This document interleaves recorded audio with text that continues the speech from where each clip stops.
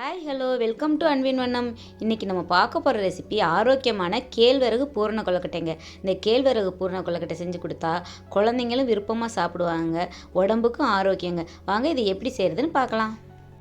டயட்டில் இருக்கவங்க கூட இந்த கொழுக்கட்டை சாப்பிட்டோம்னா வெயிட் போடாதுங்க. நம்ம அரிசி மாவில் செய்கிற கொழுக்கட்டை சாப்பிடும்போது வெயிட் அதிகரிக்கும். இது நம்ம 10 கொழுக்கட்டை சாப்பிட்டா கூட வெயிட் ஏறாதுங்க. கொழுக்கட்டை செய்கிறதுக்கு ஃபஸ்ட்டு மாவு ரெடி பண்ணிக்கணுங்க. மாவு ரெடி பண்ணுறதுக்கு நான் 1 கப் கேழ்வரகு மாவு எடுத்திருக்கேன். அது கூட 1 டீஸ்பூன் உப்பு சேர்த்துக்கலாம். அதை நல்லா மிக்ஸ் பண்ணிக்கணும். தண்ணி விடாததுக்கு முன்னாடி நல்லா மாவோடே சேர்த்து மிக்ஸ் பண்ணிக்கணும். மாவு கூட நம்ம சுடு தண்ணி ஊற்றி கொஞ்சம் கொஞ்சமாக கிளறி விட்டுக்கலாங்க.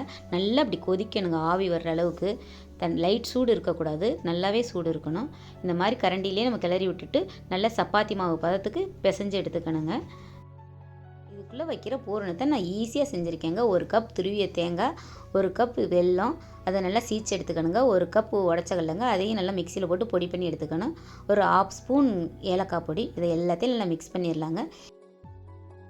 பூரணம் இப்போ ரெடி ஆயிடுச்சுங்க. நம்ம அடுத்து கொழுக்கட்டை செய்கிறது எப்படின்னு பார்க்கலாம் வாங்க.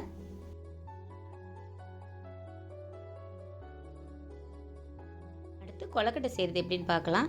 நம்ம ரெடி பண்ணி வச்சுருக்க மாவில் லைட்டாக எண்ணெய் சேர்த்துக்கிட்டு, அப்போ தான் நமக்கு மாவு எடுத்து கொழுக்கட்டை செய்கிறதுக்கு ஈஸியாக வரும்.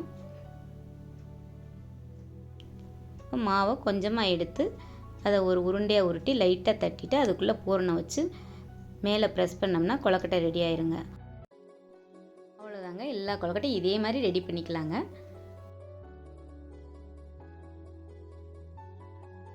ரெடியான கொழுக்கட்டையை நம்ம இட்லி பாத்திரத்தில் வச்சு வேக வச்சு எடுத்துக்கலாங்க.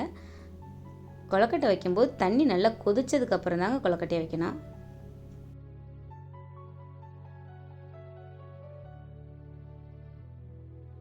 இந்த கொழுக்கட்டை செய்கிறது ரொம்ப முக்கியமான விஷயம். அதிகமாக வைக்கக்கூடாதுங்க, பரவலாக ஒன்றா வைக்கணும்.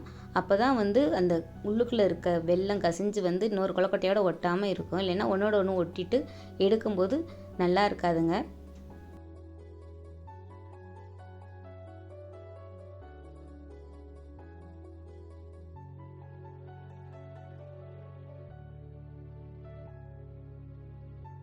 அவ்வளோதாங்க, சுட சுட டேஸ்டான ஆரோக்கியமான கேழ்வரகு கொழுக்கட்டை ரெடிங்க.